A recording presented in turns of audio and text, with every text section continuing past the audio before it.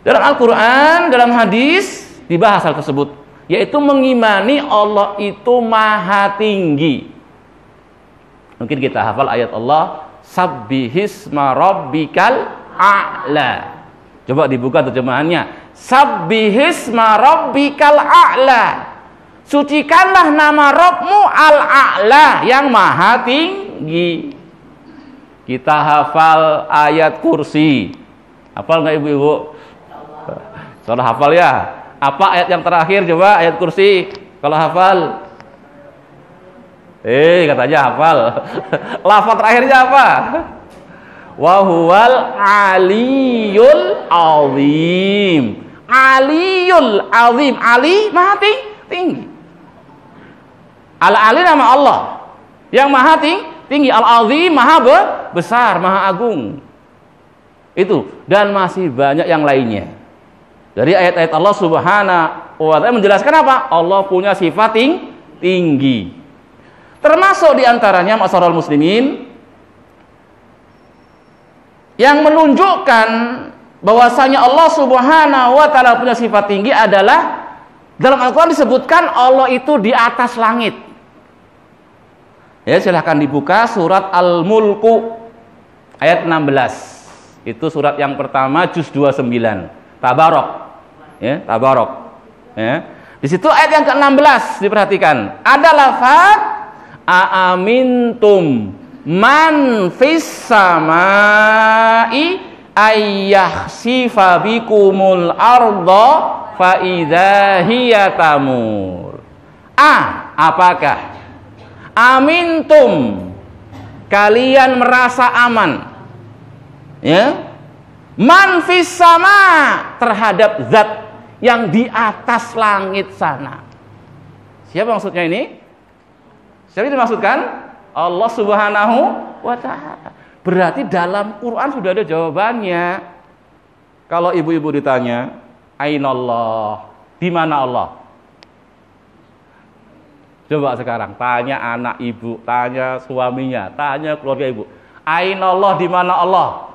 Nanti kita jumpai ibu jawaban yang beraneka ragam. Padahal kalau mau kembali ke Quran, gamblang, jelas, bahkan bukan saman satu ayat. Sabbisma rabbikal a'la. Allah maha tinggi. Ya, wa huwal aliyul azim. Ini lagi jelas lafadznya, di langit, manfis sama, di atas langit maksudnya. Begitu, lafadznya sangat-sangat jelas. Ya, disebutkan. Tapi kadang-kadang jawabannya, di mana Allah? Di mana-mana katanya. Wah. Oh, di mana-mana berarti di WC ya, gitu. Di tempat kotoran, tempat yang najis. Ini bahaya jawaban ini. Allah Maha Suci. Itu juga nggak benar jawabannya. Di hatiku Allah itu Maha besar, ya. Allahu Akbar di hatiku. Ada yang mengatakan lebih dekat dari urat leherku. Ini juga salah memahami ayat. Salah memahami ayat. Nanti ada ayat menjelaskan wa huwa ma'akum aina ma kuntum. Allah bersama kalian di mana pun kalian berada. Tapi maksudnya adalah ilmunya yang bersama dengan kalian. Pengawasannya. Enggak satu pun luput dari Allah. Mengapa? Karena kalau masalah zatnya Allah sudah dijelaskan di sini. Itu di atas langit begitu. Masyaallah muslimin, ada yang jawab yang lain lagi banyak pokoknya ya. Nah, di sini kita pentingnya belajar. Kalau kita kembali kepada kitab-kitab akidah Ahlussunnah dari para ulama kita, ya, mereka menjelaskan hal ini tentang sifat tinggi, wajibnya mengimani Allah punya nama Al-A'la, Al-Ali, maha tinggi, dan sifat yang terkandung dalam nama Al-Ali tadi, Al-A'la, sifat tinggi, itu yang wajib kita imani ada 3. Jadi ketinggian Allah itu ada 3. Yang pertama, tinggi zatnya. Tinggi zatnya. Jadi zat Allah itu di atas seluruh makhluk-makhluknya. Ya, zatnya Allah di atas seluruh makhluk-makhluknya. Dalam hadis disebutkan bahwasanya Rasulullah SAW bersabda kepada sahabat-sahabatnya, "Idza sa'altumullahal jannata fas'alul firdausa." Kalau kalian minta surga kepada Allah Subhanahu wa taala, mintalah surga Firdaus, kata Rasul. Fa innahu a'lal jannah. Karena surga Firdaus itu surga yang paling tinggi. Nah, surga itu nanti Ibu enggak satu tingkatan. Ya, jadi berkelas-kelas surga itu nantinya. Darajat, banyak derajatnya. Ya, sebagaimana neraka juga tidak satu tingkatan. Ada namanya darokat. Darokat itu derajat tapi ke bawah. Darokat itu ke bawah. Tingkatan tapi ke bawah, namanya darokat. Itu neraka. Kalau surga darajat. Darajat itu ke atas. Ya, bertingkat-tingkat ke atas begitu. Sebagaimana orang-orang beriman enggak satu tingkatan. Ya. Ada orang beriman secara umum. Ada orang-orang soleh. Ada syuhada. Ada siddiqin. Ada para nabi, ada para rasul. Ini tingkatnya beda-beda. Ya, sehingga mereka nanti apa? Di surganya Allah bertingkat-tingkat sesuai dengan tingkatan mereka masing-masingnya. Lah, bersama itu Rasul memerintahkan kepada kita, idza sa'altumullahal jannata fas'alul firdausa. Kalau kalian minta surga, mintalah surga Firdaus. Fa innahu a'lal jannah. Karena dia merupakan surga yang paling tinggi. Apa kata Rasul? Wasaqfuhu arsur rahman. Atapnya surga Firdaus itu arsy-nya ar-rahman. Ngerti arsy ibu-ibu? Arsy itu kalau kita baca surat Toha ayat 5, Ar-Rahmanu 'alal arsis tawa. Ar-Rahman beristiwa di atas arsy-nya. Arsy itu kalau bahasa kita Bu, singgasana. Kalau kita baca surat An-Naml, ada kisah Raja Sulaiman dengan Ratu Bilqis. Ya, burung hudhud. Habis Sulaiman piksa pasukannya, cari-cari mana ini? Hudhud gak kelihatan, burung hudhud gak kelihatan ya. Gitu kan kisahnya. Mana dia?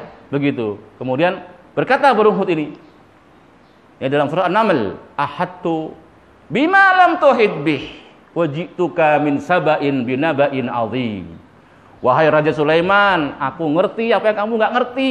Masya Allah. Ternyata Sulaiman dengan besarnya kerajaannya masih ada yang luput. Ada yang dia nggak tahu, yang diketahui oleh burung hudhud. Ahadtu bima lam tuhid bih. Aku telah mengetahui apa yang kamu nggak tahu. Jituka min saba'in binaba'in azim. Aku baru saja datang dari negeri Saba. Yang disebutkan apa? Itu suatu negeri yang dikuasai seorang ratu. Jadi rajanya seorang perempuan, namanya Ratu Bilqis. Disebutkan dalam ayatnya walaha arsun azim. Walaha arsun azim, dan Ratu Bilqis itu punya singgasana yang sangat besar. Kebesaran singgasana itu kebanggaan bagi seorang raja. Megah, besar, mewah kan begitu biasanya. Ini namanya ars. Ya, tempat duduknya raja-raja, tempat kebesarannya. Nah, arsy-nya Allah juga punya ars.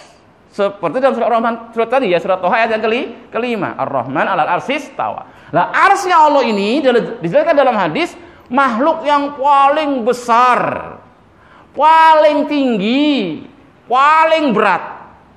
Arsy itu makhluk yang paling besar, paling tinggi, paling berat.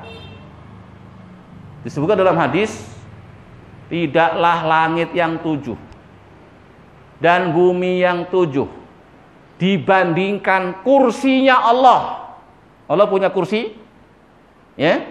Allah juga punya arsy, punya kursi. Disebutkan dalam ayat kursi.